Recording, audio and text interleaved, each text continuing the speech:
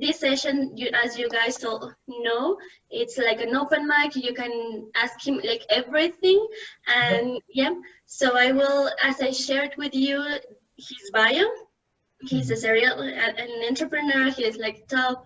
I love Amr. Amr. I don't know how do you pronounce this, but Amr. He's the most Mexican Arab that you can meet in your whole life. You know, he speaks Spanish like really good as you were listening. So, but I think he's the best. Thank you so much, Lily. Yeah, so please go ahead and you can start. Yes, absolutely. So very nice to be with you guys today. Again, I'm going to give you a very brief introduction about myself and my background so you guys can really understand how can I help you. And then I'm going to start with the content. So my name is Amr Mashaly. My name is a little bit harsh to pronounce. It's in Arabic. So it's a very pleasure to be with you here. I graduated from university around 5 years ago now. I studied pharmacy and biotechnology originally. And for the last 8 years, I've been working in entrepreneurship support in different countries. So basically, my very first entrepreneurial venture was at my third year of university. At that time, I was 21. And since then, I've been working in different capacities. I worked with different international organizations. I worked with the German government, with the US government. I worked with Hull Price Foundation in around 5 different countries. I started 2 companies. My main experience, if you ask me to be very specific about what I do exactly, I mainly work in business development as in expanding the company's reach into different countries. This is what I've done for so long. And I work in product and project management, which is one of the things that I love the most. And it's going to be mainly my talking point for today, talking about products management and projects management. As Pilar said, I can speak Spanish, I can speak German, I can speak a little bit of French as well.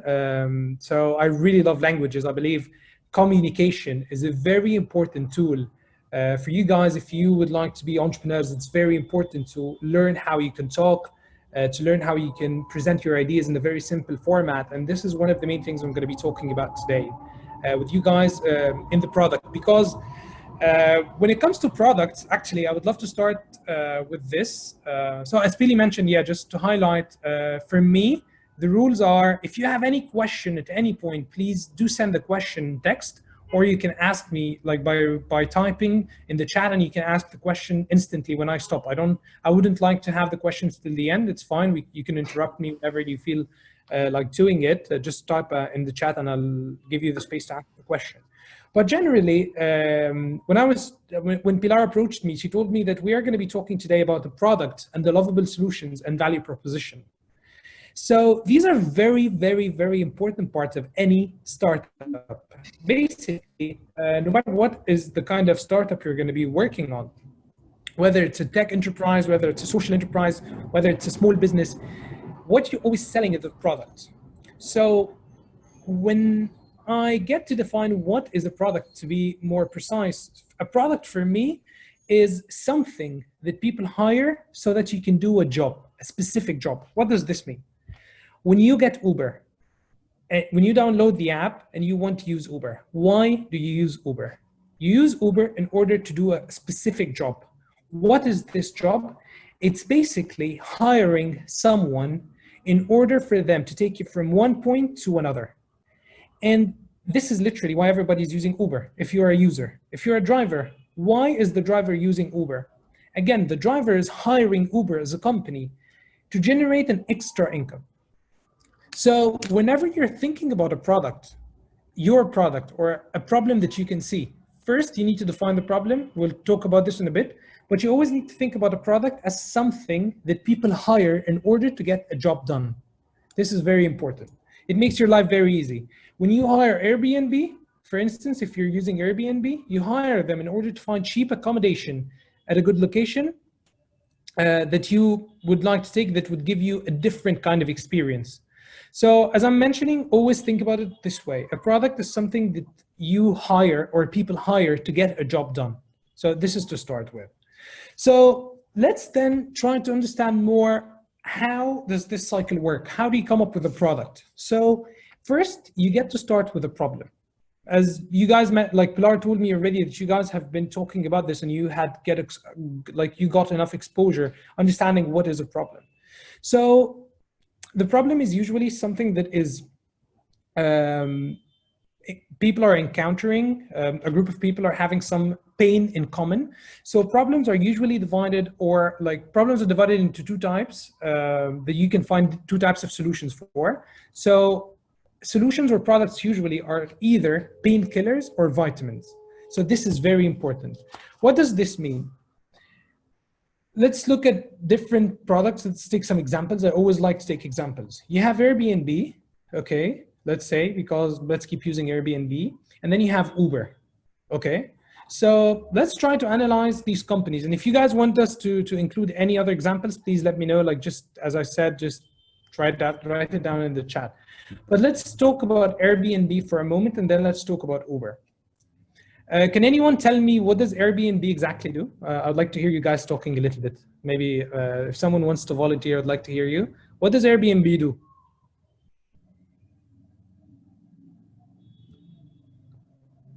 I want one volunteer. Maybe I can ask someone to join. So maybe Bruno, tell us, do you know what's Airbnb?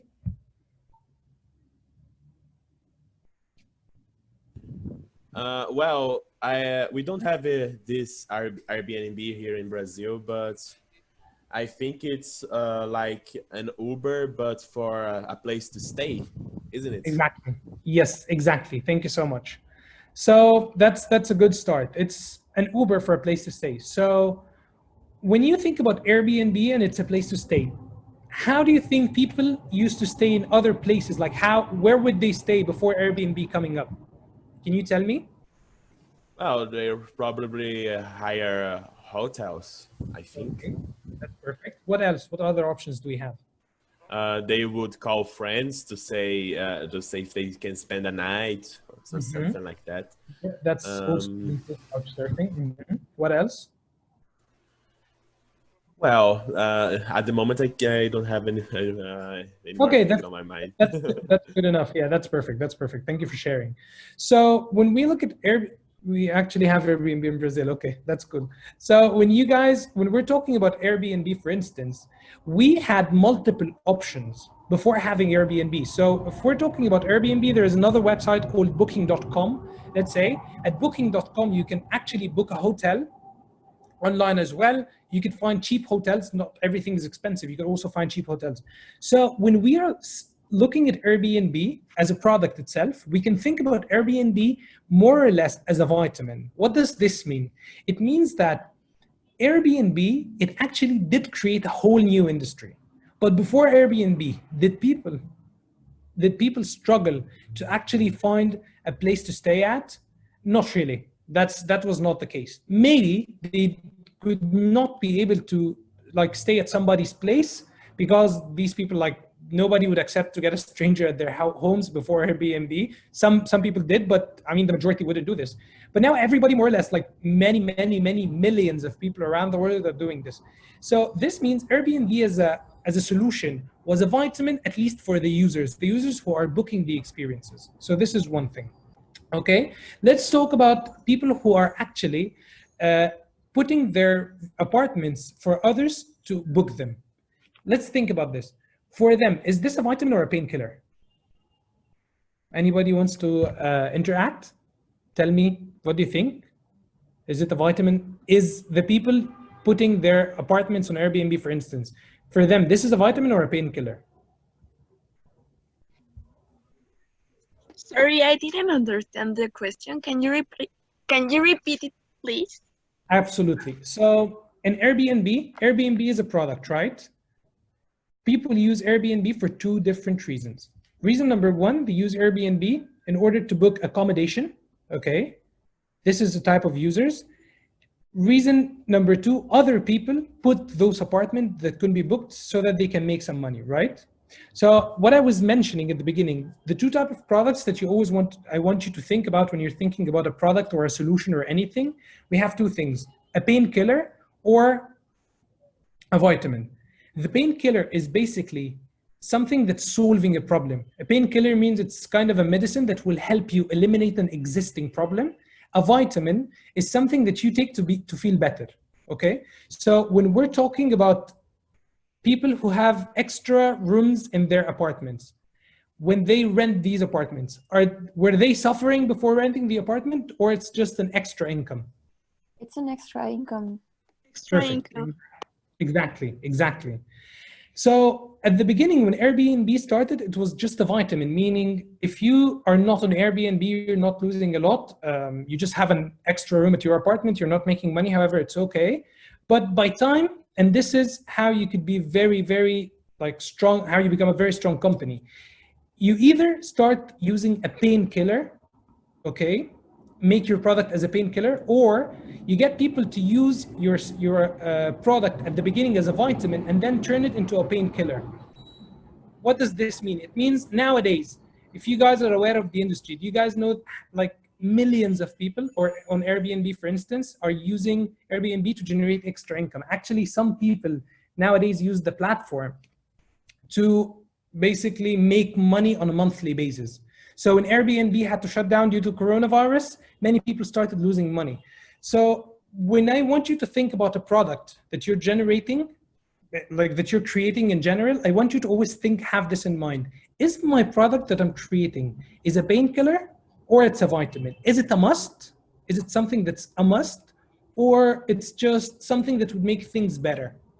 And then the second thing you need to think about is, if my product is just a vitamin, it's not a painkiller, it is not a must, how can I make it a must?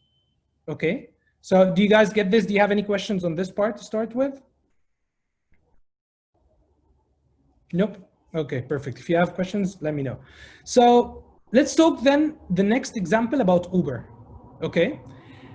Uber as a product is a very, very interesting product in general, because when we think about Uber, let's try to imagine a scenario together where people need Uber. Who of you guys uses Uber?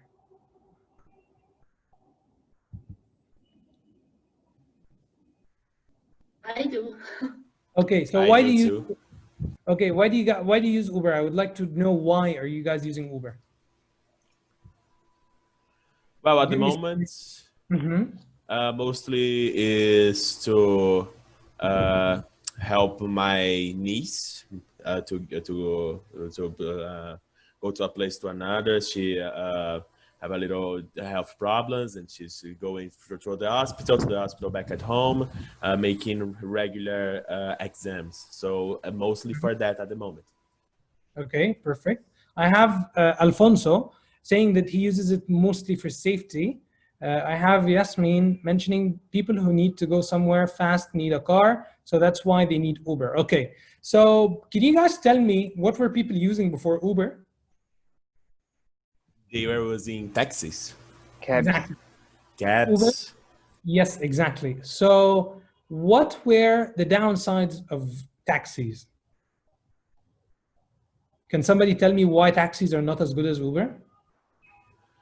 I know it's more expensive. Okay, taxis are more expensive. This is one thing. What else? Because you have to wait. You don't know if it is. I forget the word. Wait. Perfect. I love that. Huh? What else? It could be the security. Okay. That's amazing. So what you guys all are saying is super valid. It's like it comes in different sizes and shapes, literally, why people are using Uber instead of taxis. Waiting time is something very important. Let me give you an example about how painkiller Uber is, how it's solving a real issue. Imagine if you are heading to the airport, okay? You have a flight leaving in 3 hours, and you call the taxi company, ask them to send you a taxi, and the taxi doesn't show up. You don't know when is the taxi coming, you know? So think about it now with Uber. You can actually see where the car is exactly. You know what is the car coming for you, how much it's going to take. If you're traveling in another country, you don't need to bargain for the prices. You don't need to know everything. You just have a map. It's going to take you through the way, everything. So when you think about Uber, when it comes to safety, you can track the vehicle. If somebody was kidnapped by an Uber, they would go to the police, they would file them. The company would be able to provide enough information. So when you think about Uber, the amount of advantages, the number of advantages that Uber is providing is unlimited. And this is why a model like Uber was super successful. It was very, very different. I would like to share with you something that is very surprising, I believe, for most of you. Actually, Ubers are more expensive than taxis. Taxis are not, like, they are not cheaper anymore. Maybe they used to be at the beginning when they started, but now they are not cheaper. And if you want to really know if your product is a painkiller or not, if you want to know if your product is a much, much, much needed thing in the market or not, you need to start by trying to make it harder for your customers to use the product, which means you make it more expensive. If they still use it, that means they love it. You make it a less quality service. So let me give you an example. I'm a frequent user of Uber. I traveled to 26 countries. I literally used Uber everywhere I went. So it's literally my savior, especially in countries that are less, that has no rules and regulations, and people always scare you of being kidnapped and all of these things. So I used Uber a lot. And then I noticed that by time, the quality of Uber is going down. When Uber started its operations in Egypt in 2016, for instance, the quality was super high. The cars were really, really high end. They were selected. Nowadays, they don't care about the quality. They don't care about the waiting time. There are so many things that are not as good still. And this shows you how good of a painkiller it is. Still, people are using Uber. Why? Because they still, despite all the disadvantages of Uber nowadays, all of the downsides Uber has been going through, because it doesn't really care a lot about the quality. Nowadays, they are trying to introduce something like Uber X, like for more quality stuff. But at the end of the day, people still use Uber. Why? Because it is a painkiller. So to start with, when talking about a product, I would like always to start with this example, because it's very important for you guys to understand what is a painkiller, what is a vitamin. If you create a painkiller from the beginning, you are going to be a winner. Because creating a painkiller means there is a massive pain. People are willing to pay for this. They need something and they can't find this thing. So once they find you, they become your loyal customers. So this is one thing. In Airbnb's example, you can switch people from becoming just using your product as a vitamin, as something extra, to become more dependent on it, to become more dependent on the monthly income coming from it. Because before Airbnb, people were living, they were making money. Still, they were living on the budget that they made. But introducing Airbnb into their lives made them make their standards of living higher. So they became used to spending more money, and then they became more addicted to the product. Addicted, but in a nice way. That's what I would say. So when you succeed in making people addicted to your product in a nice way because you're offering them a good service, this is where you start. So this is literally the beginning. I want you to always have in mind this. Always think about this. When there is a problem that you're facing, that you're encountering, that you're trying to solve, think, okay, so am I creating a painkiller or a vitamin? It is okay to create a vitamin. There are so many vitamins out there. Like Pinterest is a vitamin, for instance. Like if we remove Pinterest from the world, nobody's gonna die. It's fine. Twitter is a vitamin. It's not like there are so many things in our world that are vitamins. However, when you succeed in changing the vitamins, which are the products that are vitamins, into painkillers, this is when you get a loyal customer, and this is when you start making lots of money, and this is when you start gaining more traction and more traction and more traction. The good thing about painkillers is that they spread so fast. People will tell others about your product. So this is a very quick introduction about how can we define the product. So if you guys have any questions, please shoot me. If not, we can move to the next part. Can I say something? Please. Actually, I see the Uber as a painkiller, at least in Brazil, for those who are unemployed.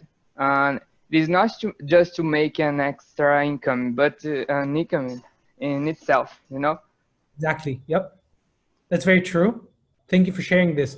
So when you look at Uber and Airbnb's model, they are kind of they are sort of a marketplace, not really. It's like a multi-sided platform where there are multiple customers or multiple users getting different benefits out of the platform. So as you just mentioned, in Brazil and in many other countries, when people, they lose their jobs, they basically start using Uber because it's very easy. Everybody can drive. Wow, that's not a big deal. Everybody has a license, everybody can drive. I can make some money out of this. So again, thank you for sharing this. Now you can see a model that is a painkiller, not just for users who are having problems finding good rides to make their lives easier, also for people who want to make money and don't have enough skills to make money or cannot find a job to make money. So they just turn to Uber where they can make money easily. However, like there are other parts about this, but just talking about what you just mentioned is more than enough. Talking about like Uber as a painkiller, not just for users who are using it for transportation, but also for those who are making money out of it.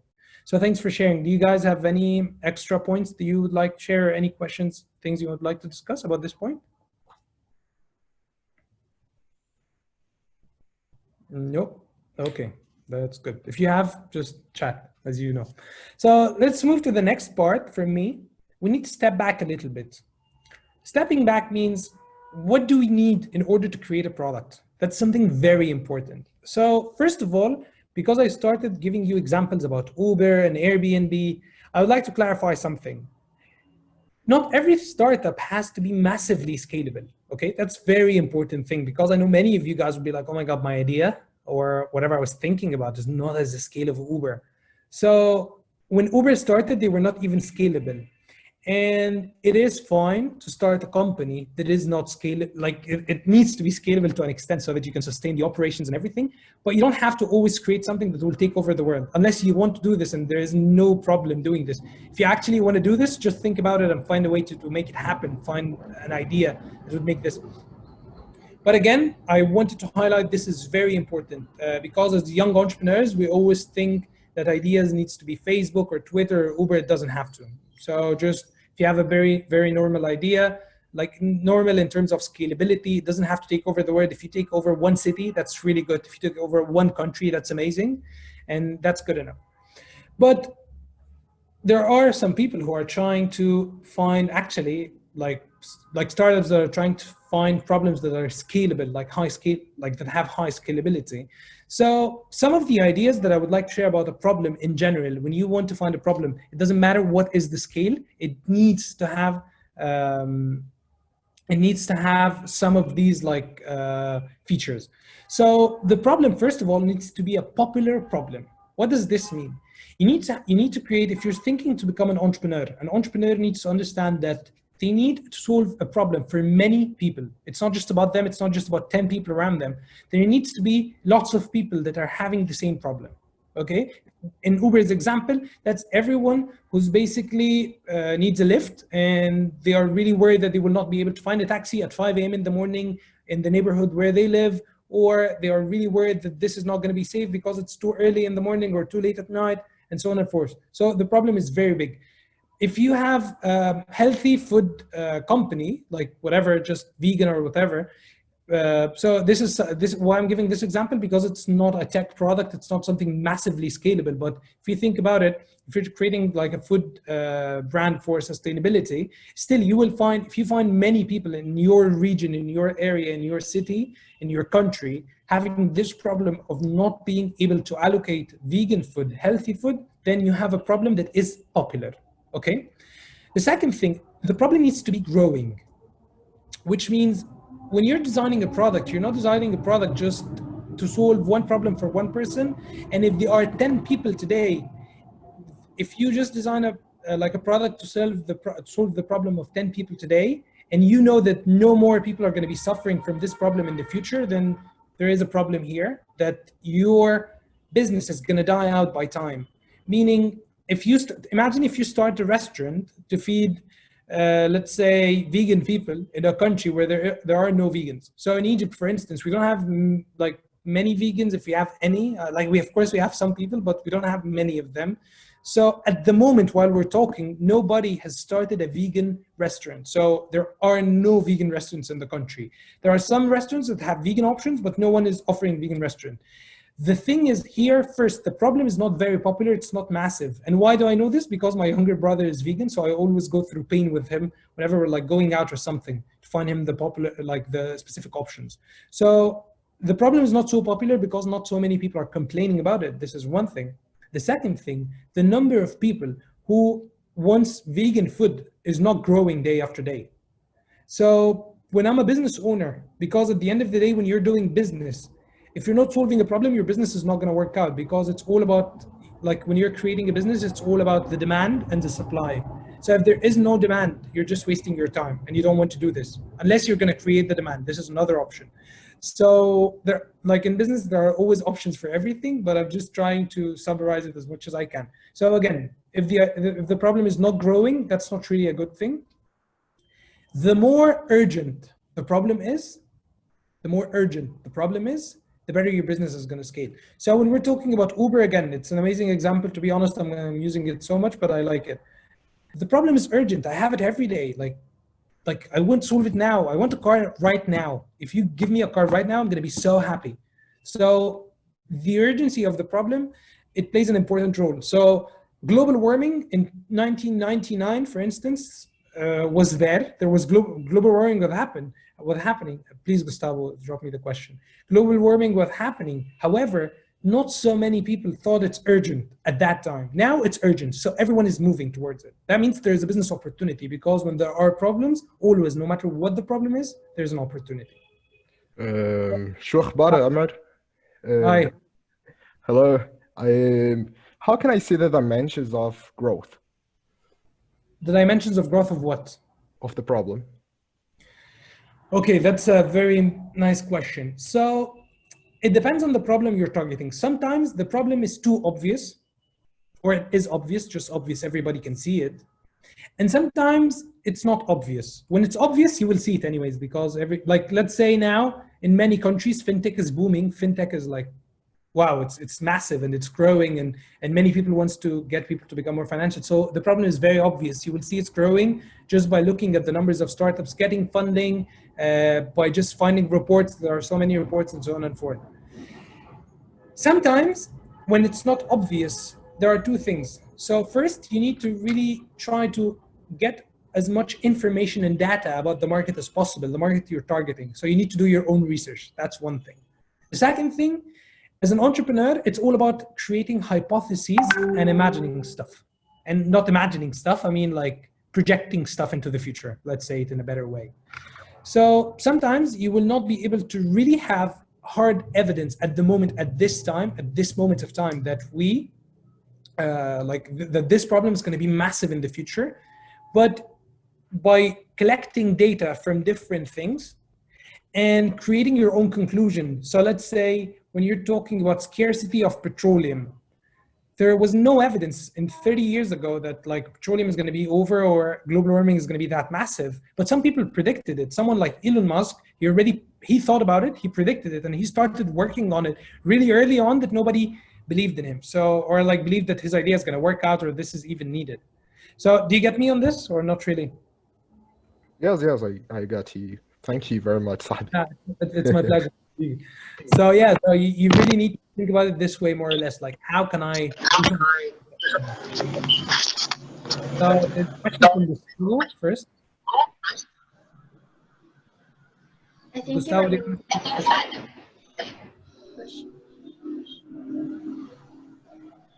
Ibrahim, can you hear us?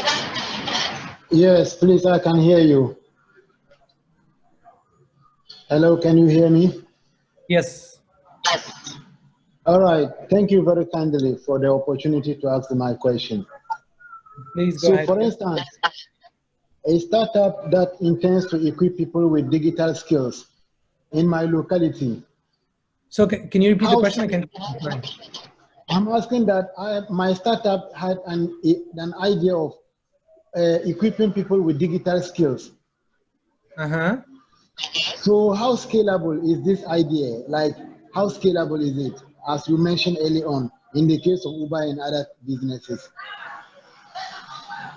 So thank you for the question. I would say when we're talking about your startup, okay, about this idea, I would say you need to first look at other options in other countries, because I believe your model has been already implemented by other companies, and see the scalability of them. How did they create it? Where did it go? And I'm gonna actually talk about this in a little bit in details. How can you test if your idea is scalable? But overall, what you can do is always test. You need to keep testing. It's all about testing, guys. A startup is all about creating tests, hypotheses, and testing these hypotheses that you think are gonna work. If they work, fine. If they don't work, you find another way to make them work. You don't quit. That's the whole point. If you're convinced that Okay. your idea is good enough, you need to find how can you scale it. But we can Okay. we can talk about your idea in specific in details, but I would prefer it to be a little bit later on. I prefer to have general questions now so that we don't get out of the topic fully. Thank you very kindly. Thank you very much. My pleasure. So Gustavo did not ask the question. Liliana, she's saying obesity too obvious against illness, which is not obvious. Yeah, that's very true. However, when it comes to something like obesity, it is the interest of some people that other people will become obese because they make money out of it. So it's just, they give options, they do lots of promotion, lots of marketing to make people buy their products, which make them obese. So it impacts them negatively. But when you think about it, if you can create a product that would make people feel bad about becoming obese and make them feel bad about using those products and use your product instead, you can actually get the customers. But yeah, like your point is very valid. It's very like clear for everyone that this kind of a problem is really clear and it's massive. Mariana, if you ever come to Mexico with your brother, there's an app called Happy Cow to find vegan restaurants. Thank you so much, Mariana. We'll definitely gonna try it when we come to Mexico again. So I'll continue now, and then I'll take you got your question, guys, at the end of this section of the problem. So yeah, so far we talked about popular, means that many people are having the problem. Growing means that many people are going to be having the problem in the future. So Liliana, in your example, also obesity is growing because more fast food chains and more fast food and more unhealthy food products are like being cooked and being delivered and easily purchasable at the moment. So when you think about it, more people can become obese in the future, and this is going to be a bigger problem as we move forward, especially with younger generations, and especially in some countries more than other countries. And this is another thing you need to think about. Urgency, as we said, that something needs to be solved now. So this is another thing. And then expensive. What does it mean, expensive? The problem needs to be expensive. So when we're talking about expensive, it doesn't mean it needs to be expensive as it costs people high money. Yeah, maybe it costs them a lot of money to purchase this service or like solve this problem, but also it could be them missing the flight. It could be them missing the meeting, as an Uber example. If you have a meeting and you just can't find a taxi, the meeting starts in 45 minutes and 15 minutes later, you're still standing where you are because there are no taxis, or taxis are refusing to pick you up because they're not going in the direction. Expensive because you can make them see that in the future, if they become obese, they will be more prone to like heart diseases, high blood pressure, and many problems. So there are so many things when it comes to expensive. It means like it's kind of painful for them. Mandatory, it means, and this is the next point, it means that they have to solve it. They just have to solve it. You have to go to the meeting. You have to eat. You have to, when you travel, you have to find a hotel. So that's again, it's something that you have to do. And then finally, frequent. What does this mean? It means that the problem you are trying to solve is needed by people a lot of times per day or per month or per week, depend on the industry, depends on how it works and so on and forth. So in the Uber example, at least you need to get it in an Uber, or you need to move from one point to another point in a couple of days, let's say, like a couple of times a day, okay? When you travel, you need to find accommodation. Maybe you travel like 3-4 times a year, that's good, but let's think about it from somebody else's point of view. If you are the apartment owner, the frequency of someone staying at your place is higher. So sometimes if you are starting a model where there are two types of customers that are two types of users that are using the platform or the product that you're generating, one of them might need this solution more frequent. Generally speaking, when you're thinking about frequency, it's very important to find a product or a service that is needed frequently. And as I mentioned, frequency doesn't have to be by 2 users, it could be by 1. So let's give another example that is simpler. So let's say I have a restaurant, okay? What is the frequency of someone buying from the same restaurant every day for the whole month? It's not a lot. Like, I wouldn't eat the same meal like every day for the whole month. That doesn't happen. However, for the restaurant that is solving a problem, which is basically giving people food not to feel hungry anymore, they have high frequency because they serve multiple customers during the day. So again, when you're thinking about frequency, It could be one user or another user that's using your service. You can always try to look at it from a different perspective in order to see how your business model could work better. In the example of Uber, if you're a driver, you will pick maybe 15, 20 passengers a day. If you're a passenger, you will drive with like 1 or 2 cars a day. So see, for the driver, the frequency is much higher, and it's all a game of supply and demand.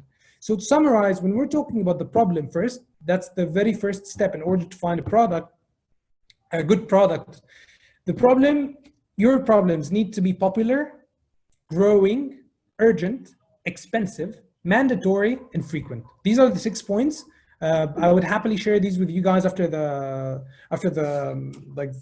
this session. I can share them with Pilar, and she can share them with you. So now it's questions time. If you guys have any questions about the problem part, if you have anything regarding the problem, first, Liliana, she's saying exactly, they are cheaper and easier, but I'm making easy as junk, but natural and healthier and cost effective. Sorry, mine are cost effective and easy to make and completely healthier. Liliana, what you're talking about is something different that we'll discuss in a minute. However, I would like to give you a very, very quick review over it. So you might have a very good product. You might have the best product. You might have a product better than the other products in the market. You have a product better than McDonald's because it's not really healthy. However, it's not just about creating a product. And this is what we're going to talk about in a bit. It's also about selling the product. That's a very, very tough one. So in your example, those who have junk food that is not natural, that is not whatever, they actually never focus on saying we are not healthy, let's say. So you're saying cheeseburger and get heart disease the next hour. Perfect. Yeah, exactly. Somebody, like I saw this restaurant in the US actually promoting this type of stuff. It's called like Heart Attack, I think, the restaurant, and they dare you that you might get a heart attack when you're eating their food. And literally people go there eat, which is very weird. But why? Because they are using different message that they are trying to attract like those type of users. So very important part is not just creating a good product. And this is a mistake that many entrepreneurs, many entrepreneurs fall into. Myself, I did before, that I was working so hard to create the best product, but I forgot about something. How am I going to actually sell this product? That's a very important question. How am I going to take over the competition? How am I going to make people stand out? So I'll give you a very quick example on this, and I'll keep moving forward with like to go deeper into this. So when I personally, let's talk about the healthy and junk food. When we're talking about junk food, how do you think McDonald's actually do sell the junk food? They do sell the junk food by creating lots of ads, by doing something called mindset shift. They shift your mindset to convince you that McDonald's is very good for you. Not because it's healthy, but because it's tastier, but because it's faster to get. Like McDonald's, every country in the world, they bet that they have the fastest delivery in the world. They deliver your meal in 30 minutes or less. So they tell you, you don't have to worry about cooking. We will get you food in 30 minutes. They make sure that they are always around you. So subconsciously, without even noticing, McDonald's is always at the back of your head. And they are very smart at doing this. They have lots of money and they built a brand over years and years and years. So you always need to think, how can I counteract this? So when you're thinking about the healthy food, maybe you believe that you will tell people, hey, get the healthy food because you don't want to get a heart attack or you don't want to die. But actually, when you say this, they don't care. They're not scared of getting a heart attack. They don't believe you. They don't believe that they are going to get a heart attack. And this takes us to another point, which is something called product channel fit. I'm going to talk about this in a bit again. But you always need to find a point where you can convince your users or customers to buy or use your product. This is a very, very, very important thing. And the interesting thing is that the users or the customers have so many different personas and interests. Meaning you could convince me to buy your product by telling me that I'm going to get fit because I want to be fit. You could convince someone else by telling them to get your product by telling them you will get a heart attack. And they are scared of heart attacks, so they will stop. You can convince someone else that doesn't want to be fit and doesn't care about get a heart attack by telling them eating fast food will make you die, or you will get cancer and this will make you die. And it will make your family suffer. It's not about you, it's about your family. And maybe their family is the pain point. So every single customer has their own point of entry. This is why companies have lots of products, and at the same time, they have lots of strategies of identifying who could be, like, on identifying which strategy is going to work with which customer. This is something very important. We'll talk about this in just like 10 minutes, hopefully. But yeah, this is like something very important you need to understand. Not having the best product doesn't mean you're the best, because it's not about the best product. It's about having a great product and knowing how to sell this great product. That's very important. Otherwise, you can create the best product in the world and nobody's going to hear about it. So Gustavo, I think sometimes people don't care about eating unhealthy food because the problem isn't immediate. Exactly, Gustavo. Thank you so much. This is what we were talking about. That's literally like a very super valid point. Sometimes they don't even care about getting a heart attack. I hear people when they are smoking and I'm talking to them, they say, come on, man, I'm just having some fun. And then, I mean, you will die anyways. And people think this way. I mean, they are literally lying to themselves. This is not the truth. However, they are convinced and they are too deep into this habit, let's say, or this kind of a user personality that they wouldn't give up on it, and they would just find justifications for themselves. So question is always think, how can you change also the customer mindset? We're going to get into this in a couple of minutes. Brahim, you have deep knowledge and understanding in this area. Thank you so much, man. Feel free to reach out. I really like this area. It's literally my favorite, like understanding the user psychology and understanding how to create products that people would be interested in, and how can you convince actually people to buy them, and how people think in general. If you want to create a successful product, you need to really understand your customer. Because a very important thing, just to add in this phase, since we're talking about the problems, do not imagine the problem in your head and think it is the problem. It's not about you. And this is something also that Steve Jobs used to he used to somehow be trapped in this. Before he was fired from Apple, if you read about him, he was always trying to create products that would make him proud, which is not really Steve Jobs after he came back in 1990s, and then when Apple boomed and became the biggest company in the world. When he came back to Apple through his journey outside Apple, he understood it's not about you, it's about your customer. So what you said is very important, Ibrahim. I believe it's all about the customer, creating something that people love. That's it. So does this mean you need to always copy?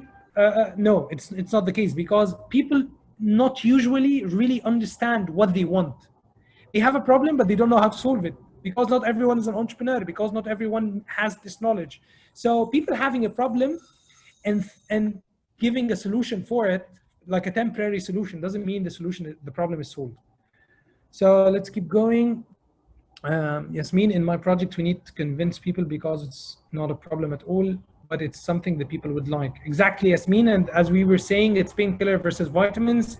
You need to try to find a way to convince people that this is good for them, or this is something good, depending on your project. I don't know really what is your project, but this is something important. Regina, hi. In our situation, the problem context is very different in every city. Public transport. What do you think of creating methodology that is scalable in order to have an attractive product?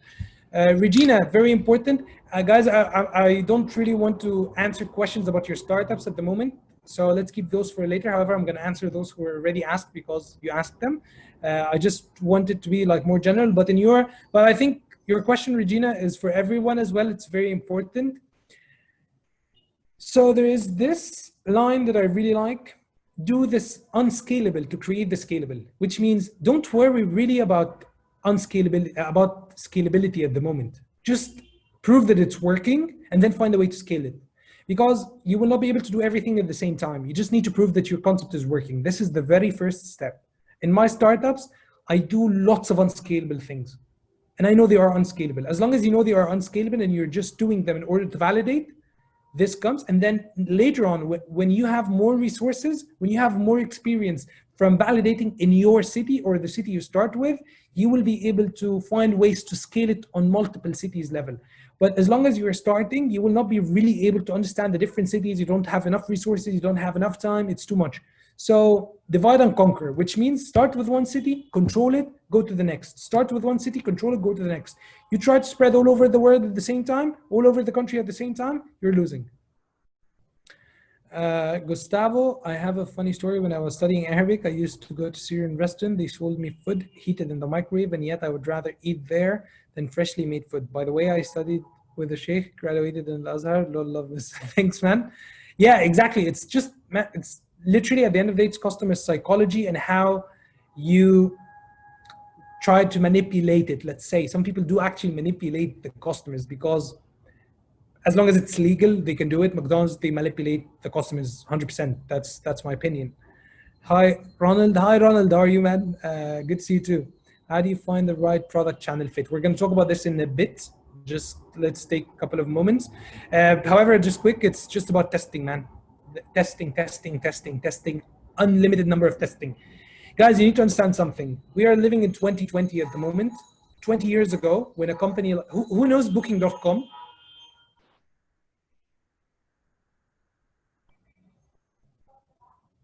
Anybody knows Booking.com? Yes, perfect. So Booking.com, in a nutshell, it's a website where you can go and book hotels anywhere in the world, okay? Do you want to know how Booking.com found product channel fit, for instance, Ronald? They literally had to, in 1999 when they started, they didn't have enough resources. They were a very small company. There were no Google Maps. They literally had to build maps for every single city around the world. Build a page by page for every single city around the world. Guys, startups takes a lot of time. If you want to find something, you need to test it. This is why, as long as you go, be flexible, try to really understand if your problem is worth solving or not. Try to really, when you're creating a product, you really need to understand if this product is worth creating or not. Do not waste your time without validation. Validate. Do not think that you're going to become a billionaire in 2 years. This is not entrepreneurship. This is wrong, totally wrong.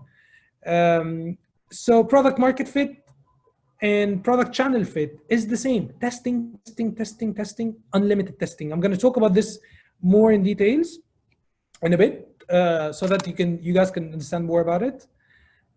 Luis, how to have this innovative, unique idea of product if there are already many people doing the same, helping artisans with their sales and promoting culture in Mexico? That's a very important question, Luis. I think you need to break down the problems that people are facing into more details. Just keep breaking down these problems. Talk to them, try to ask them, try to understand. It's not about like what other people are doing. It's what can you do differently that would help those people more. So there is always something unique. There is always something new. There is always a segment that you can focus on. Stop, like always try to think about one thing. How can I create a product that fits one person? And then from this one person, find 100 customers, make them happy. If you find 100 customers, make them happy and make sure that they like what you're doing, you're gonna love your product, then you have something. You start thinking then.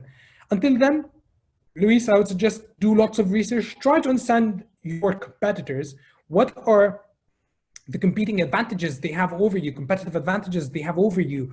What different are they providing for the market? Analyze them. Try to really understand what makes them different from you. That's very important.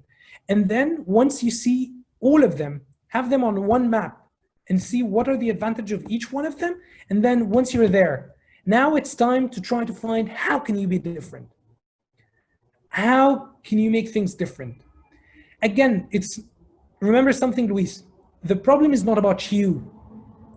You don't have to create something. There needs to be a problem. Find the problem first. Don't think about solutions. Just forget about competitors. Try to understand the market, understand their products, understand the problems they are trying to solve, understand if there are other problems that they are not solving. That's very important, okay? Liliana, it might have also to target their segments. Sorry, to do this target. Yeah, yep, indeed. It depends on the segmentations. I have the same question as Luis. The biggest difficulty is to be innovative and unique. Fine. Guys, do not try to think about becoming innovative or unique. It's not about becoming innovative or unique. It's about finding a problem and solving. This is innovation, literally. Sometimes, and again, guys, keep an open eyes and try to learn more, which means this is something very important. It's the last part about the problem, and then we move to the solution. But really quickly, you guys need to understand one thing that is very important, okay? What is it? You need to learn about so many industries, about so many things. Do not limit yourself with something. Try to find problems in many places. Sometimes you are too deep inside one box because you're trying to solve something that does not exist. Maybe there is no problem. Honestly speaking, there are always problems. But what I'm trying to say is that do not put yourself limits. Like, you don't have to limit yourself. Look around, look in different industries, understand, see how other models worked. Try to really see, because there were 15 different search engines that failed before Google came out. They literally came before Google. Why did they fail? There was another product before YouTube that was doing the same exact thing. They failed. There is another product rather than Uber. It launched in 2017 in New York. I don't know if you guys know about this. They literally had the Uber idea before Uber. They didn't make it. Again, it's not about only innovation, guys. It's about execution. It's about finding a problem, developing a solution, executing this solution. There are so many factors in this. It's not just about creating, do not always try to convince yourself that you need to be innovative. You need to, think about Elon Musk. He's not, when you think about, let's say Tesla, there is not much innovation in it. It's just, he's smart. The execution is the harsh part. He said, okay, there have been electric cars for years. There have been cars for years. There are so many big players in the industry. He said, okay, what is the problem? The problem, he believes, is that there is global warming coming. The whole world is going to switch to a more environmental style. He had these ideas in 2001. Okay, that's 19 years ago. Nobody was thinking about this. Or some people were, of course, the governments were thinking, but they were not taking it really seriously. And then he found an opportunity. The opportunity was the US government was giving funds for companies that are working on solving environmental issues, like grants. So he applied for it. He got $300 million. He was very smart. He took the money. He invested it in Tesla. What he was trying to change is that he said, okay, the challenge is there has been electric cars. He was not the first one to create electric cars. He just made them more efficient.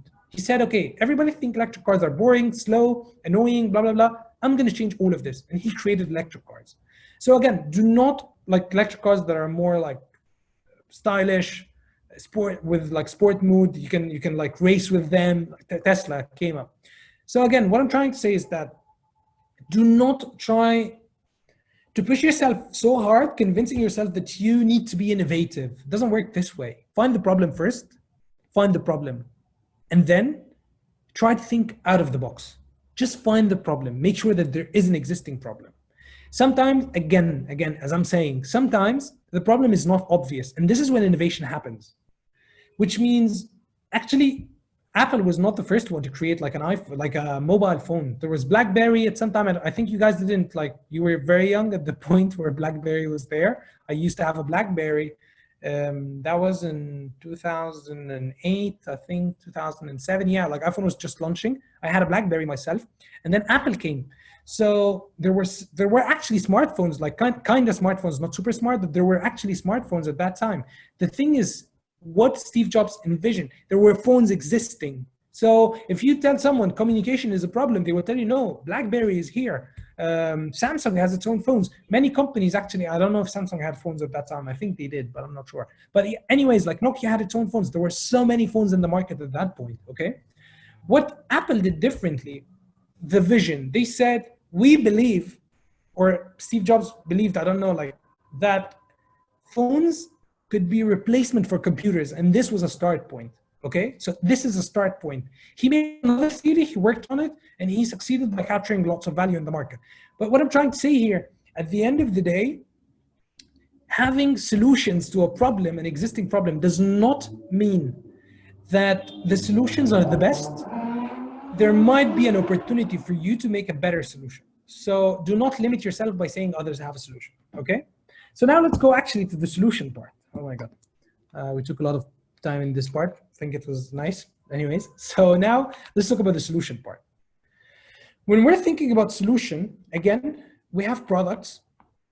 What we're always trying to create, two things. Always think about two things when it comes to products. We're trying to create product market fit, which is actually finding the right market fit to the product that we have, meaning So sometimes companies would have literally millions of dollars in revenue. They would have hundreds of thousands of users, and they did not find product market fit.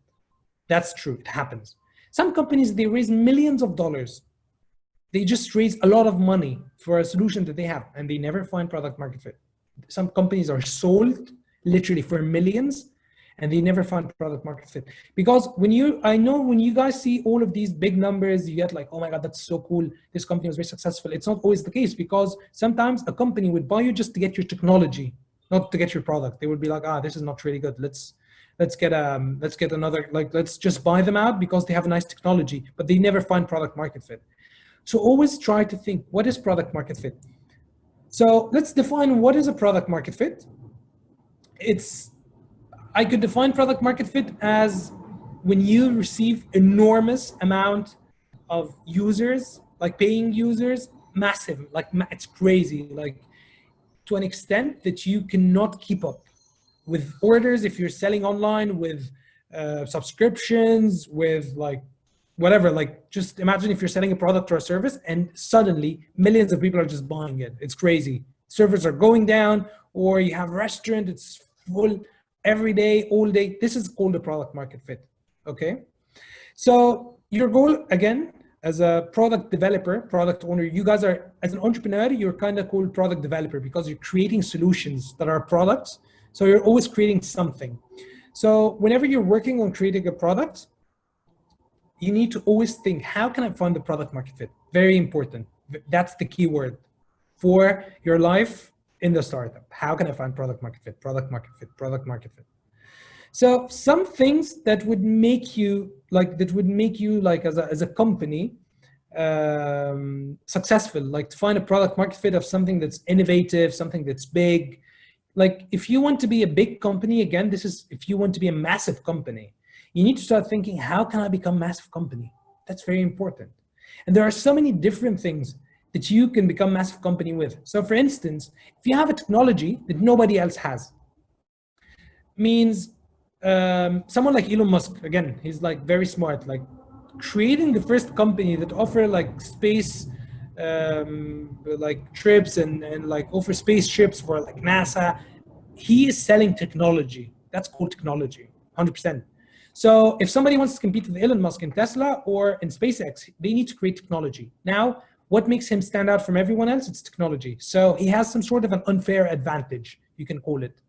So when you're trying to think about product market fit, you will need to find something that will also prevent other people from trying to take your place, to replace you. Okay, so the unfair advantage is always something. Another thing, if you want to find product market fit, depends on the product that you're trying to create. You need a very, very, very, very good team. Always think about your team, guys. Nobody can build a startup on their own. I believe so. That's impossible. That doesn't make any sense. So, I mean, you always see, of course, like solo founders and stuff, but those solo founders, they don't build a startup by themselves, actually. The solo founder is a solo founder because they have money, okay, and they can hire some people to work for them, or just they kick off the project on them by themselves for like a couple of months, 6 months. But nobody can create a startup by themselves. And the most important thing when it comes to creating a good product and finding product market fit is that you need a very good team. Guys, this is, if you want one advice from me today, one thing that you need to come out of this workshop with is find a good team, guys. Very important. Good team means they have diversified skills. It's not about being friends. Like, come on, we're starting a company. This is not like we're not going on a trip, okay? So if you want to start a company, you need to find people that have different skill sets than your own skills. You need to complement each other. So if you're starting a tech product and you don't have someone who can code, actually, you're kind of wasting time, especially if you're at a young age, because I know you probably don't have enough resources to hire someone to work full-time for you at this stage. So if you're trying to create product market fit, one very important thing, find a good team. A good team means that they cover different aspects of your business depending on what is your own business. So team is very important. Again, guys, keep an eye on the team. Money shouldn't be a problem. So this is something very important when we're talking about a product. You're trying to build a product. Money, sometimes it is a problem because sometimes your product needs a lot of money. But if you are a good founder, you need to find ways around it, okay? You need to think about it. What makes the difference between a good founding team and a bad founding team? What makes the difference between a founding team that are set for success and a founding team that is not set for success? Okay, founding team and a good product team that is set for success, they don't have lots of resources. They don't quit, okay? That's something very important. You don't have much resources. You don't quit. You just find a way around it. That's why you're an entrepreneur. If you don't, guys, important thing, entrepreneurship is not easy. It is not easy. It's very hard. It's very complicated. There are so many things. You can make it simple for yourself if you just know what is your goal, where you want to go. You need, even if you don't understand 100% where is this taking you, you need to have clear goals. You need to keep going. If you want to create a good product, you need to have goals set. You need to say, okay, I'm going to create this. I'm going to get these people to create this. I'm going to manage my product in a way that I will let everybody knows what they're supposed to do. I'm not going to keep people lost. I'm going to motivate people. It's very harsh and sometimes super demotivating to become an entrepreneur. Hard times, boom. Hard times, boom. There are so many hard times that comes in an entrepreneurial journey. So you just need to always keep thinking, how can I create a great product? That's the question. A great product, again, doesn't mean you have to be you should be innovative in a way. You should be different from others. But at the end of the day, it does not mean you need to create like a rocket ship. It does not mean that if there are competitors in this market, it is too late to enter. Some people prefer to go for a monopoly which is like, if we're talking about high growth startups, there are rules for high growth and not for high, and for regular growth startups. So I'm gonna kinda try to tell you at the end, if you want to create a high growth startup, if you're seeking to create like the next Uber, these things, if you have this kind of dream, I'm gonna tell you what do you need. But at the moment, while we're talking about the product itself, what are the steps to create a product? Find the problem, start working on the product. So what you need to understand when you're creating a product is that there might be so many different ways to reach a point. So let's assume that we have point A in here, okay? This is where you want to be, okay? And this is where you are. If you're going this way and it's blocked, that doesn't mean you quit, okay? So in this case, let's say if you're Uber and you tried to launch, let's say, the Uber model at the beginning by making people phone call the drivers, and they tried, it did not work. That means, but because at the beginning, you need to start small, you need to test. Listen to this, very important. You will not create Airbnb on day one. It took them 3 years to have like some traction, 3 years, okay? So what you always need to understand is that you are doing experimentation. That's the key word, experimentation, which means this is the problem, this is where I am, I want to get there. So getting there is called a theory, it's a hypothesis. And your hypothesis is that moving in this direction, you will get there. But sometimes when you're moving in this direction, you will be blocked by something, whatever is this thing. You need to go around it. So maybe instead of trying this, doesn't work, go back, let's go this way, it doesn't work, go back, let's go this way, it doesn't work, go back. Every time in an experiment, the better product person you are, the faster it will be. This is the golden rule. If you want to be a good product person, if you want to create a very good solution, try testing the solutions that you come up with very fast. Because at the end of the day, the goal is not creating a solution. The goal is solving a problem, which means if you want to solve this problem, you have to find a way to solve it. Because if there is a problem, there must be a solution. That's how you should think about things. You shouldn't think about, okay, I'm here, like if it doesn't work this way, I'm out. No, it doesn't work this way. It's very hard. So it's probably not gonna work this way. And sometimes it could work this way if you have changed something when it comes to the channels. So again, the second thing when talking about products, it's product channel fit. What does product channel fit mean? There are many, many, many marketing channels that you guys can think about and ways to sell your products. There are like billboards. This is called like outdoors marketing. There are like banners and conferences. This is called indoors marketing. There are SEOs, search engine optimization, SEM, search engine marketing, social media marketing. There is email marketing. There's TV ads, radio ads. There are unlimited ways of marketing products. Unlimited ways. There's so many, like they are not really unlimited, but there are so many of them. There are around, I think, 19 different ways, if I remember correctly. There's a very good book, it's called Traction. It shows you the different, like if you read those books, I can actually share with you also some books about product. I can share them with Pilar, she can share them with you guys to understand. But anyways, the second thing, once you find a product market fit, or even if you didn't find the product market fit, if you're testing, you need to test through these channels. And this is what you do. So you create a product, this is an experiment. This is where you want to be. You need to create another experiment, which is how are you gonna go there? And you need to test, you need to analyze and to move on. If you want to be a successful product person, you need to basically be data driven, which means you need to try things out. If they don't work out, analyze why this did not work out. After analyzing why this did not work out, how can I change it to make it work out? And you keep going on. So this is, in a nutshell, what is a product? How can you make a product work? The channels are very important. We can, but I mean, talking about channels, it could take us hours and hours and hours. So I would prefer to you guys like ask me questions. I can answer specific things because the channels are there are so many of them. But let me give you a quick example so that you guys can understand the differences. Let's talk about SEM, which is search engine marketing. So one of the most successful companies when it came to search engine marketing was Booking.com. So Booking.com invested a lot of money to reach a point where in search engine marketing, they always come to be number one. Their team, they had a team of 4 that they were dedicated for 6 years only to make search engine marketing of Booking.com the number one ad that comes on Google when anybody is trying to do anything when it comes to hotels, like booking, searching, just looking, whatever. You write hotel, search, check it on Google, you will get Booking.com number one always. That's a done deal as an ad. They spend a lot of money on this. Another company like their product channel fit was like Airbnb. Their product channel fit was referral system. So they tried so many different channels. The growth was very slow. If you want to imagine it, it's like a chart, okay? And this is Airbnb, and they are trying to grow, and it's not really going well. So at some point, they said, okay, let's try referrals. And then with referrals, it became like this, boom. It boomed.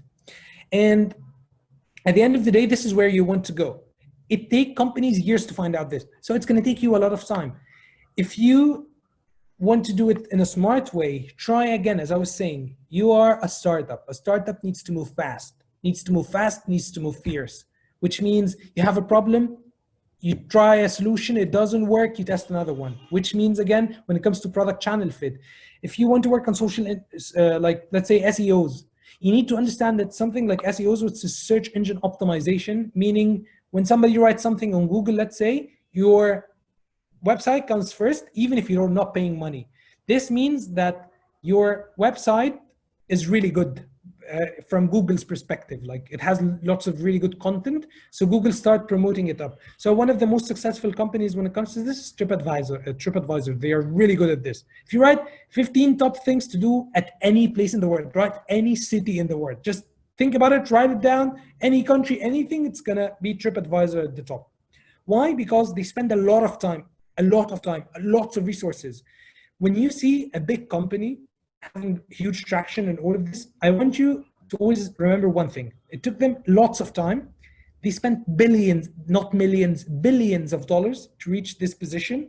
And it took them like years, like maybe 10 years, 15 years, 20 years. All the companies we're giving example was like the youngest is Airbnb. I think it's 13 years old, 13 years, okay? Like a company like Booking, it's your age probably. It's like it was started in 1995. That's like 25 years ago. Does this mean it's too late? It's never too late. Even if a company is well established, you can still come up and take your position. Like in the market, you can take, because the market is always very big. I want you to think about this. Markets are huge, they are massive. Most of the time there are opportunities, more opportunities. You just need to make something better. And sometimes the something better doesn't have to be super complicated. You just need to do good analysis of the market, create your own hypothesis or theory. This leads to creating a product, test the product, test different channels for delivering the product. If it doesn't work, iterate and repeat. If it doesn't work, iterate and repeat until it's gonna work. So I think this is more or less everything about product. The last thing I want to share, and then we can take questions, is because I told you guys, if somebody wants to create a massive company, like a massive company, I wanted to give you some tips about how to stand out from other companies. So there are some points. First of all, as I was mentioning, unfair advantage. You need to be different. You need to be unique. Something is different about you. When Airbnb started, like the booking model, there was no company like them. And now it's very hard to take over Airbnb because they have a massive network, So if you're trying to do what Airbnb was doing everywhere in the world, probably you will not succeed unless you have something very different. So always try to have unfair advantage. Maybe being early to the market is an unfair advantage. Maybe technology is an unfair advantage. Whatever. Second thing is the founders. Sometimes in a team, you would find someone who's like a real expert. So I was like 25 years experience in like spaceships, or 25 years experience in search engine marketing. Probably you guys don't have this. You're so young for this. So this does not apply for you. Sometimes it's your product that is very unique, and it is the advantage itself. When you're having like a very complicated product, maybe something like in genetics or something like this, maybe if you have a product that is very early on in the market, and people can actually, when they hear it, they're like, wow, how did you do this? This is amazing. Even if it's like not a very high technology idea, but something like Uber, when they started, I'm sure it sounded like, wow, this is a great idea for like investors. So you need to create an impressive idea. Again, one last thing, if you're trying to create a company that you want to take over the world, I would suggest thinking about a monopoly. A monopoly means you create something that would take over a market, and it's going to be very hard for any other company to come and compete with you, because you are presenting value that nobody else is presenting. You're presenting value that is very unique from everyone else, and it's very hard for anyone to follow up you in the future, which is like you have the Uber monopoly, the Google monopoly, the Facebook monopoly. There are so many big monopolies. You know the big names, you know the big companies.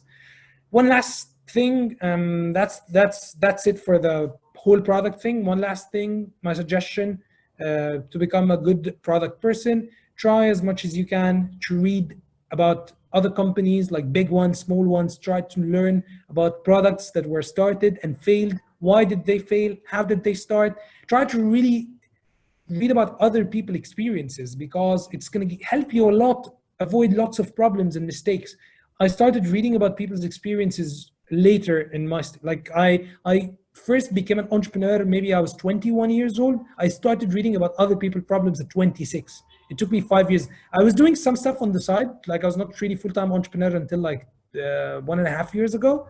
Now I'm a full-time entrepreneur, but before this, I didn't really read. When I started reading other people's biographies, it's very helpful, because it's basically going to help you understand that Elon Musk is a human being.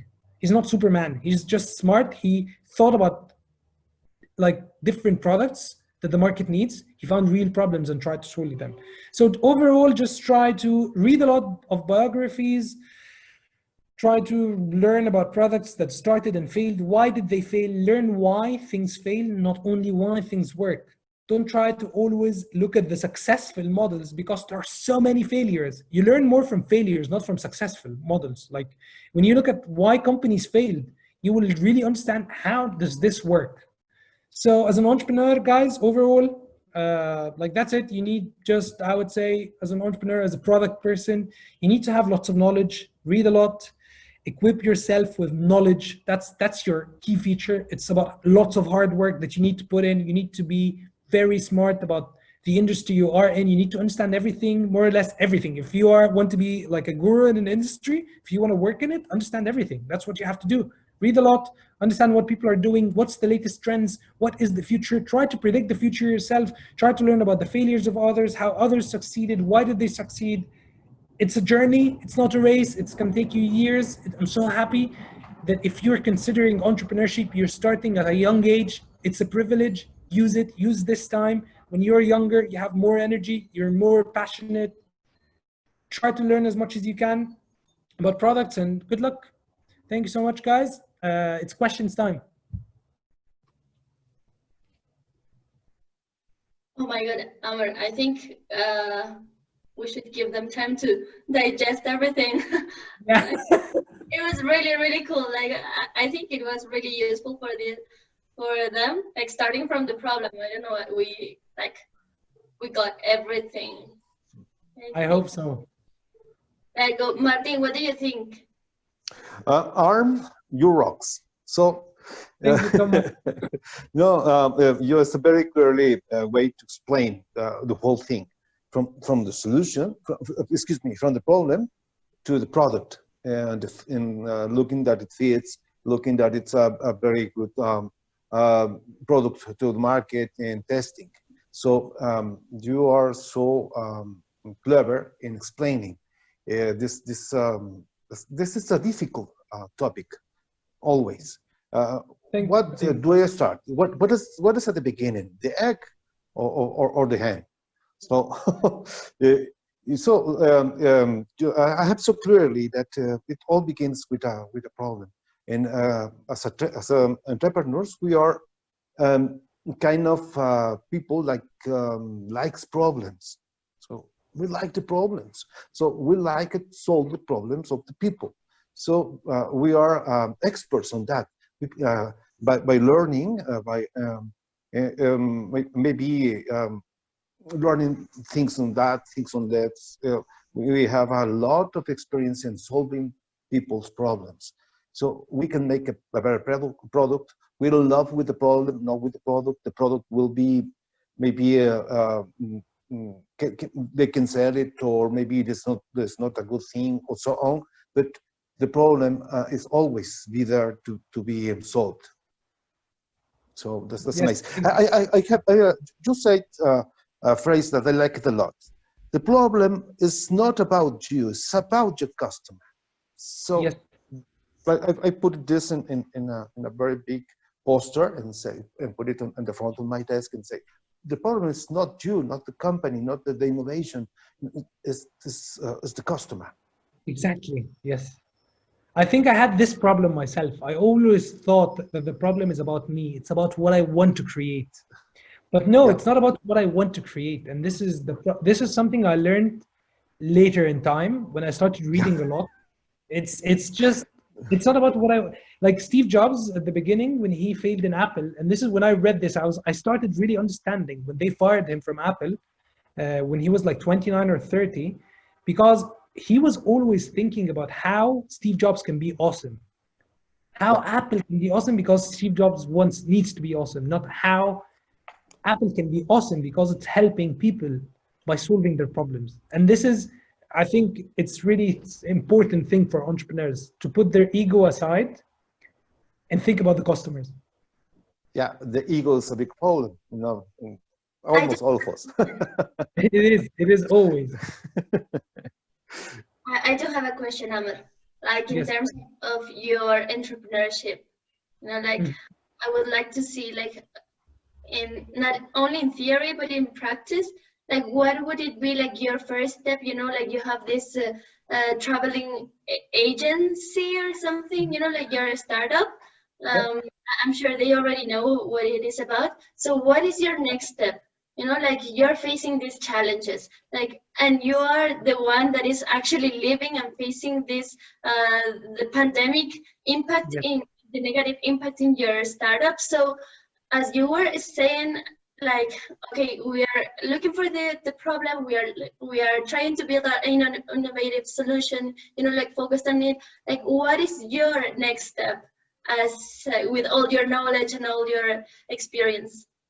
Thank you, Billy. That's a very nice question. It's amazing. I like this question so much. So actually, I'll share with you a very, very short story. I went full-time working on my company in September 2019. Okay, so I was working for another company.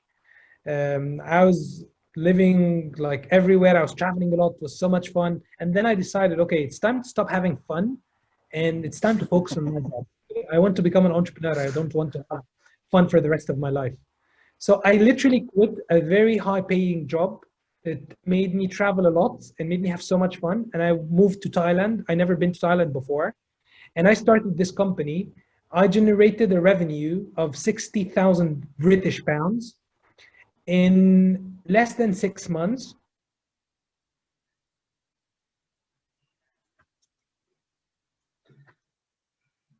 Is it me or was No, it? it's clogged. It is clogged. It is. We lost. I think we lost Amr, right? Yeah. Wait. Ronald, yeah, that's his venture impactors. Let me call him, like, because we're about to round up here. Yeah.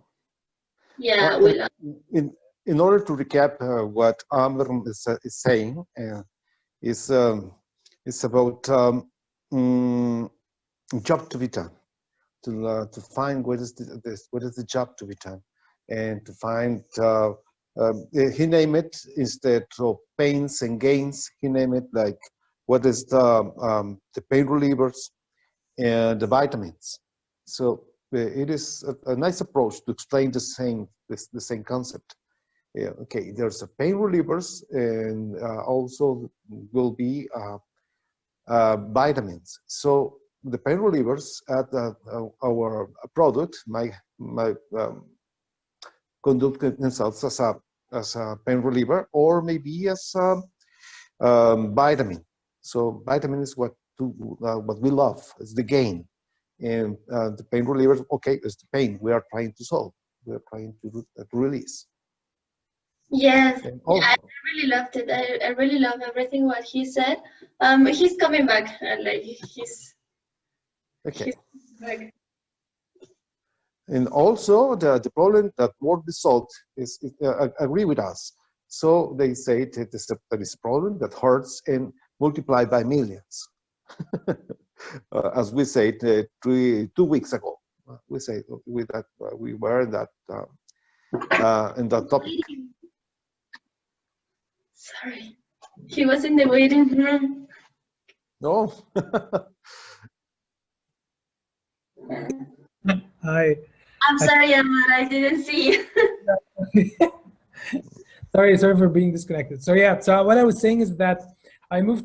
I just like moved to Thailand. I've never been to Thailand in my life. My partner been there before. It was my first time, and I'm starting a company in a country that I've never been to before. I went there, and this was like kind of a small mistake that I didn't have enough market intel. I didn't have lots of details. However, we sold for £60,000. It was very interesting. So I was like, okay, let's go there. Let's see how it goes. And literally, we were 4 working in the company. 2 of us were full-time, and the 2 other were part-time. So I was the only one working on business development all day, all night, on the phone, talking to universities all around the world, selling, blah, blah, blah. And then we sold, and then we made good money, and then we invested 100% of the income of the company back in the company. That was in Jan 2020. And then Feb 2020, rumors started coming that there's something called coronavirus in Asia. And I was in Thailand, and I was like, oh my God, what the hell is this? And then we had like potential sales in the summer for like £80,000. And this was the break-even moment. Okay, we have been working really hard for more than a year to find like a product market fit and start selling, and like it was really harsh. And then suddenly everybody started calling me saying, hey, sorry, we're canceling. It's very scary to come to Asia. The virus is really intense. So at this moment, we did not stop. What did I do? I went back home to Egypt. I said, okay, I'm gonna get ready. I'm gonna go to Mexico. So I used to live in Mexico, and I can speak Spanish, and we already delivered some tours in Mexico. I said, okay, I'm going back to Mexico, and we're gonna operate in Mexico, because at this point, I thought the virus is gonna be in Asia only. So I moved back to Egypt. I said, okay, 3 weeks, I'm moving to Mexico. I go back to Egypt, 15th of Feb, I remember. My birthday on the 14th of March. I was planning to travel on the 15th of March. And then on the 15th of March, Corona is a global pandemic. And I was like, what the hell is this? Why? What's happening? What's wrong? Like, I just started the company. That's so weird. And then at this point, I was like, okay. It took me like a 1.5 months of a shock. However, do you want to know something very funny? I'm serious. I'm not kidding. On the day they said Corona is a global pandemic, I did not stop. I took out my notebook. I sat down at home. I was like, okay, what am I going to do? I think I need to change this model right now because this is not going to work. I started working on a model that day. And then moving forward, the next 2 months, I've been working really hard. I used to live in, I live in Cairo when I was living in Egypt. But I originally from a smaller city called Alexandria on the beach. And then in April, things started getting really harder and like everybody was locking down, nothing was working. So I was like, okay, what to do now? Move back to Alexandria, do a closed boot camp. I did a closed boot camp by myself for like 1 month. And in this month, I decided I need to go digital. That's what I need to do. I thought, okay, the opportunity is not going to be in what I'm doing. It's going to be in digital. I went digital. I started learning, I spent the next 4 months learning how to create an impressive digital product. That was my goal. I want to be the best product manager. I created digital products before, but I thought, okay, as an entrepreneur, you always need, I was always telling myself this, but I want you to imagine this when you're like 28 years old. You have been having a great career, having a nice life, everything's going great, started the business, and you get hit. And then as an entrepreneur, you also get to face financial difficulties, which is part of the game because you accept to become an entrepreneur. You need to step down, you need to spend less money on everything and so on and forth. So I thought, okay, what I can do right now is that I can teach myself more skills and become better at what I'm doing. This is the advantage. And then now I just launched a couple of weeks ago, the new platform that I'm working on in Egypt. It's literally 100% tech, and it's based on. So what I'm creating right now, so you guys understand, I'm trying to create a travel brand that is global, which means, let's say you're traveling to Colombia and you're Canadian, or you're traveling to Mexico and you're Canadian. When you go to Mexico, it's very complicated for a traveler to find some service provider to give them an experience, for instance. And you're always afraid that you're going to get stolen. You're always afraid that you're going to pay more money. There are so many things that you could be afraid of. So what I'm trying to create right now, what I'm working on, is I'm creating a brand, one brand that I hire service providers underneath this brand. They become my partners, and I make sure that they offer high quality services, high quality activities. They make sure that things are kind of better for them. They are safe. They don't have to worry about anything. Okay, so how can I test this? I went to a touristic city in Egypt. I spent 3 weeks there, not doing anything except talking to local service providers to validate that my point is going to work, my idea is going to work. And until today, we're still trying different channels. We created a very interesting product market channel, which is working really, really fine for us. I cannot reveal this channel because it's kind of secret. I'm sorry. I cannot reveal everything. But overall, the channel is working really fine, and we're testing on it. And as we go, as I'm saying, we're just testing stuff. That's entrepreneurship. You need to test, you need to accommodate, you need to I would say in a nutshell as well, entrepreneurship, it's about something happening to you, it's about how you react. You can cry and say, oh my God, this is so bad, I'm very unlucky, why is this happening to me, I'm not lucky, I'm not going to be an entrepreneur. Or you can just stand your ground, think how you can change this and just make it happen. Along the way, you will get so many disappointments. But I think as well, when I look at companies, this is what I always look at, is that, trust me, the journey of any big company is full of disappointments. There are so many disappointments, guys. And it's an entrepreneurship as well. You might get the wrong partners, you might get the wrong idea. However, it's all about where you go. So again, I think my journey so far has been all about pivoting and trying to find the right things. And I think now what I learned new during COVID, also Pili, is that I really need to focus on what I'm trying to create, okay? Don't get distracted by things around you. There are so many things always happening. It's okay, it doesn't matter. If somebody raises $1 million, that does not mean you can raise $1 million, by the way. It means you need to really understand how can you raise the money yourself, you know? Because everybody has their own different circumstances. Because one popular thing nowadays is that media, especially when it comes to entrepreneurship, they are always sharing that this company has raised a seed round of $150,000. This has raised $500,000. You just see number, but you don't know who's that person who raised the five. Maybe they graduated from Stanford, so they have an advantage. Maybe they have been working on the idea for 5 years. Well, you can either go to Stanford if you want, or you can work on your idea for 5 years. That's like, it's easy. There are always ways. Just think about how you can make them happen. So yeah, I think pivoting and focusing on something is the learning lessons for me so far. I'm really trying. I wouldn't say I'm like ready to conquer the world. I'm trying to get ready to conquer the world. That's what I would say. And this is, I think this is entrepreneurship. You're never ready. You just need to do it. But I didn't remember you like this. No, I changed a lot. That's like 3 years ago. The experience was intense. Yeah, it's very different. Yes, and it's really inspiring. You know, like I actually, guys, I'm telling you, when I told you that he's the best, I didn't imagine he was this good.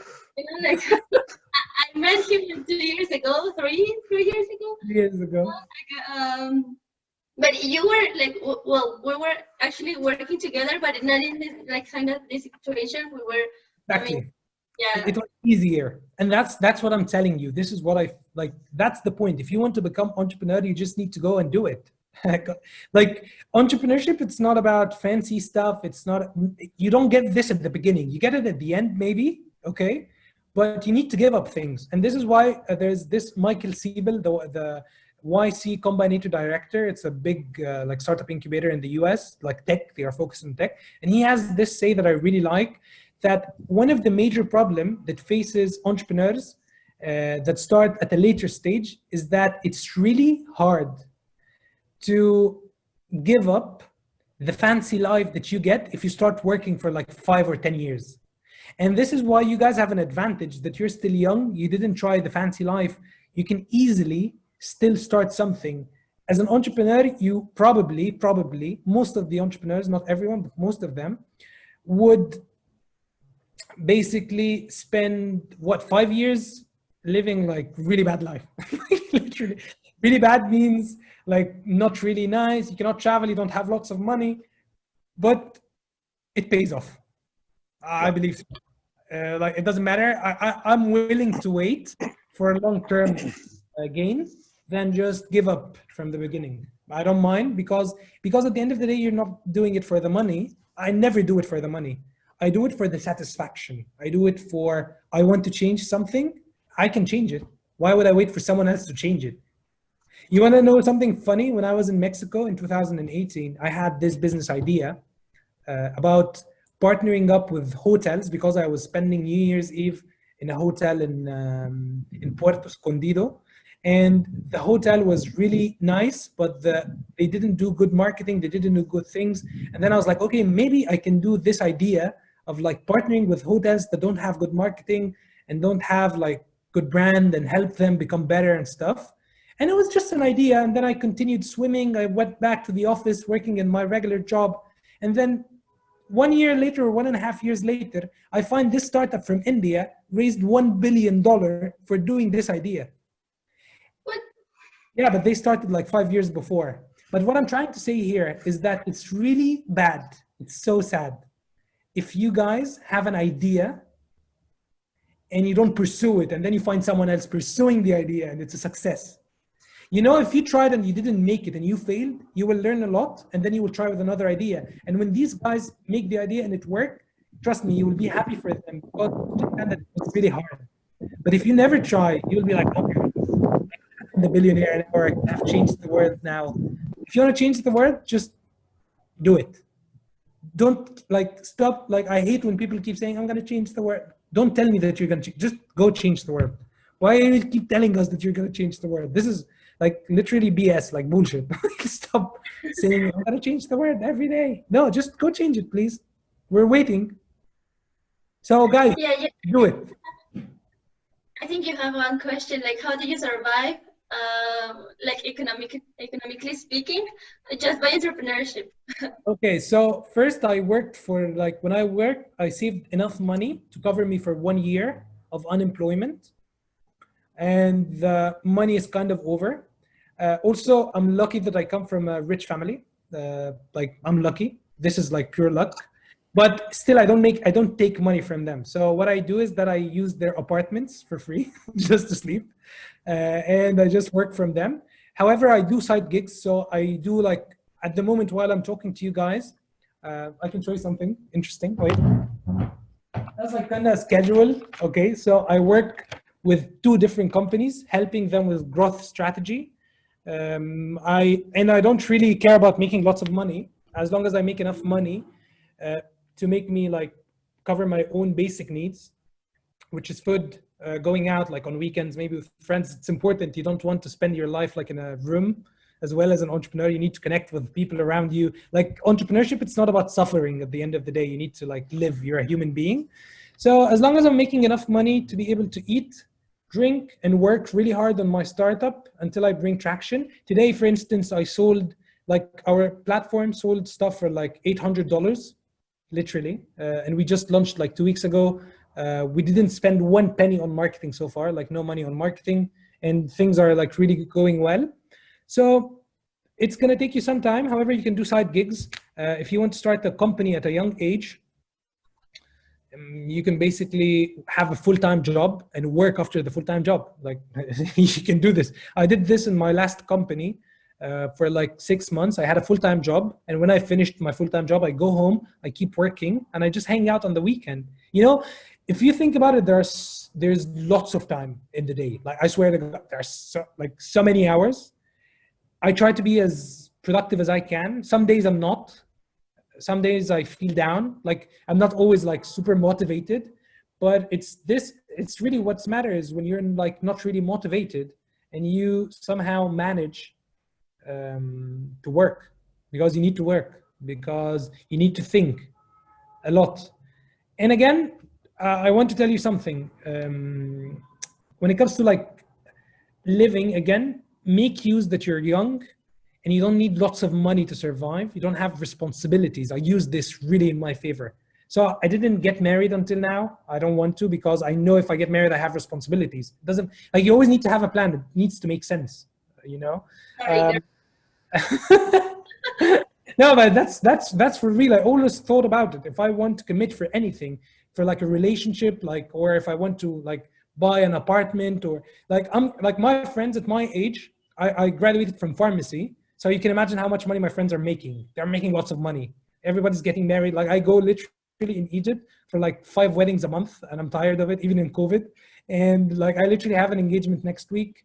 So that's happening every week around me, but I have a goal. Okay, like, that's easy. Sometimes you feel that things are not good. Understandable. It's not always going to be good. That's the thing. But you need to do your best to make it to another day. I'd say that's what I can say. Like, just, yeah, it's and it's passion. Come on, like, I can anytime like stop working on the startup and say I'm done, but I don't want to be done. Like, it's my decision. Even now, I will tell you something. I might have to get a full-time job for some time, and I'm considering it. It's like, it's not bad. However, I know I'll need to work more, and it's going to give me another experience. It's cool. Why not? I would go for a full-time job for like 1 year, and then I can work after hours. Guys, if you want to do something, you always find a way.